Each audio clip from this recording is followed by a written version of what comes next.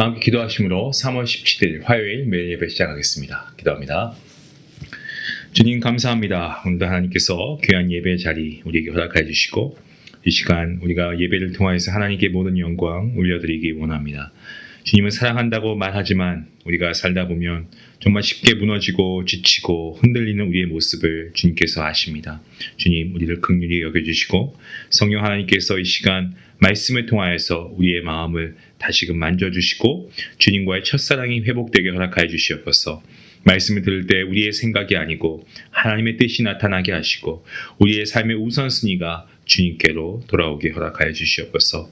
작은 죄를 가벼이 여기지 않게 하시고 하나님의 은혜를, 구원의 은혜를 값싸게 여기지 않게 허락하여 주시옵소서. 교회를 더 사랑하게 하시고 구원받은 성도로서 하나님의 영광을 나타내는 삶을 살아가는 우리 모든 성도들 될 수 있도록 하나님 힘과 능력과 지혜를 더하여 주시옵소서. 오늘도 몸이 약한 자에게 또 아버지의 질병으로 신음하는 모든 자들 가운데 주님 함께 하시고 치유함과 회복의 역사를 주님께서 일으켜 주시옵소서. 모든 예배 시험을 주님께 맡기옵고 감사하며 예수님의 이름으로 기도하옵나이다. 아멘. 찬송가 423장 함께 하시겠습니다.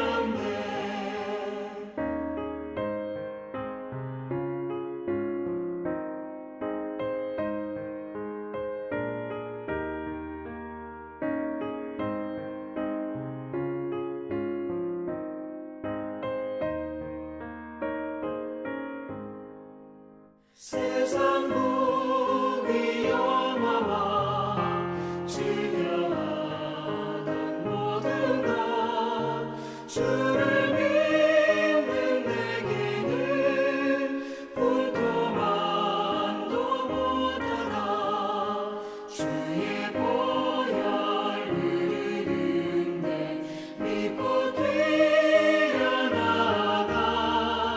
주의 은혜 내가 입어 깨끗하게 되었네.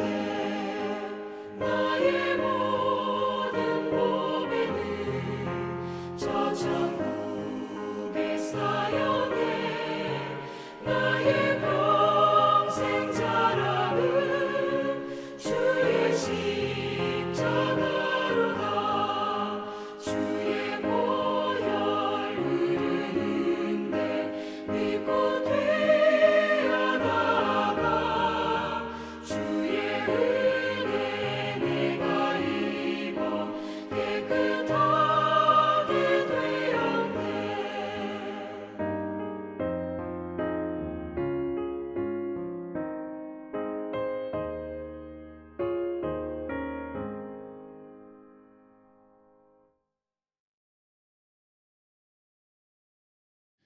함께 볼 말씀은 마태복음 23장 25절부터 39절까지의 말씀입니다. 함께 말씀을 읽도록 하겠습니다. 화 있을진저 외식하는 서기관들과 바리새인들이여 잔과 대접의 겉은 깨끗이 하되 그 안에는 탐욕과 방탕으로 가득하게 하는도다. 눈먼 바리새인이여, 너는 먼저 안을 깨끗이 하라. 그리하면 겉도 깨끗하리라. 화 있을진저 외식하는 서기관들과 바리새인들이여, 회칠한 무덤 같으니 겉으로는 아름답게 보이나 그 안에는 죽은 사람의 뼈와 모든 더러운 것이 가득하도다. 이와 같이 너희도 겉으로는 사람에게 옳게 보이되 안으로는 외식과 불법이 가득하도다. 화 있을진저 외식하는 서기관들과 바리새인들이여, 너희는 선지자들의 무덤을 만들고 의인들의 비석을 꾸미며 이르되 만일 우리가 조상 때에 있었더라면 우리는 그들이 선지자의 피를 흘리는데 참여하지 아니하였으리라 하니, 그러면 너희가 선지자를 죽인 자의 자손임을 스스로 증명함이로다. 너희가 너희 조상의 분량을 채우라. 뱀들아, 독사의 새끼들아, 너희가 어떻게 지옥의 판결을 피하겠느냐. 그러므로 내가 너희에게 선지자들과 지혜 있는 자들과 서기관들을 보내매 너희가 그 중에서 더러는 죽이거나 십자가에 못 박고 그 중에서 더러는 너희 회당에서 채찍질하고 이 동네에서 저 동네로 따라다니며 박해하리라. 그러므로 의인 아벨의 피로부터 성전과 제단 사이에서 너희가 죽인 바라게아의 아들 사가랴의 피까지 땅 위에서 흘린 의로운 피가 다 너희에게 돌아가리라. 내가 진실로 너희에게 이르노니 이것이 다 이 세대에 돌아가리라. 예루살렘아, 예루살렘아, 선지자들을 죽이고 내게 파송된 자들을 돌로 치는 자여, 암탉이 그 새끼를 날개 아래에 모음같이 내가 내 자녀를 모으려 한 일이 몇 번이더냐. 그러나 너희가 원하지 아니하였도다. 보라, 너희 집이 황폐하여 버려진 바들이라. 내가 너희에게 이르노니 이제부터 너희는 찬송하리로다. 주의 이름으로 오시는 이여 할 때까지 나를 보지 못하리라 하시니라. 아멘. 우리가 어떤 것을 어떤 길을 걸어갈 때 무엇이든 한 길을 오래 걷다 보면 두 가지 위험에 빠지기 쉽습니다. 하나는 매너리즘이 그 하나고요. 뭐 이런 거죠. 처음에 감격과 목적을 잃어버리고 그냥 해야 되니까 반복하면서 마치 다람쥐가 쳇바퀴 도는 것처럼 그냥 살아가는 삶입니다. 또 하나의 위험은 형식주의입니다. 속이 비어 있으니까 겉이라도 좀 번지르하게 꾸며서 내 주변의 사람들의 시선을 끌려고 하는 그런 거죠. 기능은 그대로인 것 같은데 겉모양만 바꿔서 혁신이라고 홍보하는 그런 것처럼 신앙도 내용이 이렇게 메말라 버리면 겉이대로 만족하려고 하는 위험이 찾아오게 되어 있습니다. 예수님께서는 이 본문 마태복음 23장에서 이러한 신앙을 향해서 화 있을진저라고 선포하셨고요. 오늘 본문은 그 중에 네 가지 경고를 통해서 껍질만 남은 종교 생활과 거기에 대한 어떤 대가에 대한 말씀하고 계시죠.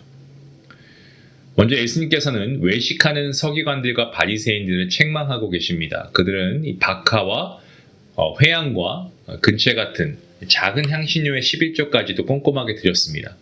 겉으로 보면 칭찬받을 만합니다. 하지만 예수님께서 문제 삼으신 게 있는데 그게 뭐냐면 그들의 율법이 더 중하다는 거예요. 그러니까 정의와 긍휼과 믿음을 버렸다는 겁니다. 신앙의 본질은 하나님과 사람 앞에서의 바른 관계, 사랑, 신실함 이런 것들인데 그들은 어떻습니까? 사람들 눈에만 잘 띄면 되는 거예요. 작은 규례에 집착하는 겁니다. 그래서 존경심을 받고 싶어 하는 거죠. 하지만 정작 가장 중요한 하나님의 마음을 놓치고 있었다는 겁니다. 그래서 예수님께서는 하루살이는 걸러내고 낙타는 삼킨다라고 이렇게 말씀하시죠. 사소한 것은 과하게 따지면서 하나님께서 가장 중요하게 생각하는 큰 뜻은 놓치는 이러한 편협함을 꼬집으시고 있습니다. 이 말씀은 형식은 필요 없다라는 것이 아니에요. 여러분 말씀을 보시면 항상 한쪽으로 치우치시는 경우가 간혹 있는데 그런 말씀이 아니고 이것도 행하고 저것도 버리지 말라는 어떤 균형의 요청입니다.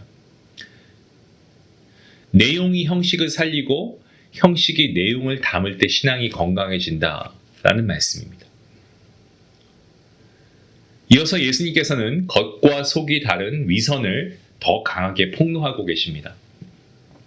그들은 잔과 대접의 겉은 깨끗해 보이긴 하는데 그 속은 탐욕과 방탕으로 가득 차 있고 심지어 회칠한 무덤처럼 겉은 아름다워 보이지만 속은 죽음과 더러움이 가득했다라고 말씀하십니다.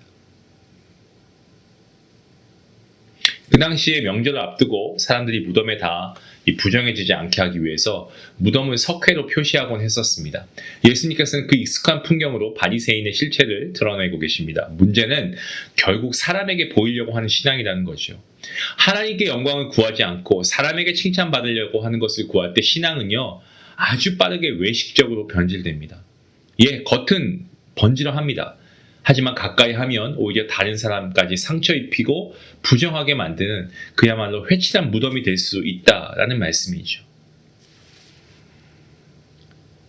그리고 다음에 나오는 화, 이 7번째 화인데 거절의 대가를 말씀하고 있습니다. 바리새인들은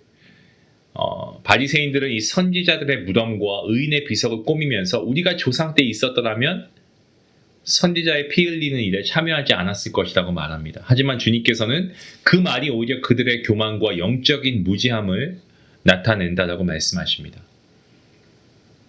그들은 조상과 다르다고 말하지만 실제로는 하나님의 사람들을 핍박하고 결국 하나님의 아들을 십자가에 못 박을 것입니다. 아벨의 피로부터 사가랴의 피까지라는 표현은 이스라엘 역사 전체의 의로운 피가 이 세대에 들어올 것을 경고하는 경고의 말씀입니다. 그리고 예수님께서는 예루살렘을 향해서 애통해 하시면서 이렇게 말씀하십니다. 암탉이 새끼를 날개 아래 모음같이 내가 너희를 모으려 한 일이 도대체 몇 번이냐. 하지만 너희가 원하지 아니했다. 너희 집이 황폐해서 버려질 것이다 라고 말씀하십니다. 그러니까 하나님은 인내하시고 계속해서 긍휼하심을 가지고 끝까지 품으려고 하셨지만 그것을 거절했죠. 그 결과는 황폐함이었습니다. 실제로 예루살렘은 AD 70년에 무너집니다. 이 경고는 단지 과거의 유대 지도자들에게 뿐만이 아니고 오늘 우리와 그리고 교회들에게도 울리는 경종의 메시지라고 생각합니다. 화려함과 시스템, 어떤 외형의 성장에 취해 알맹이 없는 신앙으로 흐르고 있지는 않은지, 정말 공갈빵처럼 속은 비고 회칠한 무덤처럼 겉과 속이 다른 모습은 없는지 우리가 돌아보아야 합니다. 우리가 어제 말씀부터 계속 하나님께서 경고의 말씀하시지만 사실 주님께서는 경고의 말씀을 하신 것은 아니죠. 우리가 앞에 있는 마태복음 5장에서 보면 팔복이 나오지 않습니까? 거기서 주님께서 세상 눈으로는 약해 보이는 삶, 심령이 가난하고 애통하고 온유함, 의에 줄이고 긍휼, 또 마음의 청결, 화평, 박해 가운데서도 하나님 나라를 붙드는 삶을 복된 삶이라고 선언하지 않으십니까? 결국 이 화의 삶과 복의 삶을 가르는 기준은 너무나 분명합니다. 사람의 칭찬을 바라보느냐, 보이지 않는 하나님과 하나님 나라를 바라보느냐, 이 차이입니다. 그 기준이에요. 성도 여러분, 우리가 선택해야 합니다. 겉을 번지르하게 꾸미는 신앙이 아니고 하나님 앞에서 중심을 우리가 새롭게 하여서 정말 정의와 긍휼과 믿음의 열매를 맺는 신앙, 낮은 자리에서 팔복을 살아낼 수 있는 신앙으로 돌아가야 할 줄로 믿습니다. 그때 우리의 삶은 예배의 생활화가 될 것이고 생활의 예배화로 깊어질 줄로 믿습니다. 아버지의 마음으로 사람들을 품는 참된 제자가 될 줄로 믿습니다. 이러한 복된 성도님들 되실 수 있기를 주님의 이름으로 축원합니다. 기도하시겠습니다. 하나님, 우리가 늘 머리로는 알고 있지만 우리가 정말 행함으로 말씀을 이어가기가 얼마나 힘이 든지 모릅니다. 또 우리가 행하기는 하지만 마음속에 우리가 사랑으로 행하지 못할 때가 참 많이 있습니다. 신앙의 연차가 쌓이면 쌓일수록 더 하나님의 마음을 알고 품고 행해야 하는데 그러지 못합니다. 우리의 의만 나타내려고 합니다. 하지만 하나님, 정말 이러한 상황 가운데서도 오늘 우리가 말씀으로 다시금 회개합니다. 우리에게 늘 기회를 주시고 우리를 품어주시는 하나님 아버지의 사랑을 기억하며 다시금 우리가 자리에서 일어서서 진리의 길을 걸어갈 수 있게 원합니다. 오늘도 우리와 함께 해주시고 영원한 하나님과 하나님 나라를 볼 수 있는 믿음의 눈을 하나님 열어주시옵소서. 감사하며 예수님의 이름으로 기도합나이다. 아멘. 내가 머무는 공동체에서 나는 외식하는 그리스도인은 아닌지 우리가 한번 돌아보면 좋겠습니다. 회개할 부분이 있다면 회개하고 우리가 새로운 모습으로 말씀으로 결단하며 나아갈 수 있게 원합니다. 기도하시겠습니다.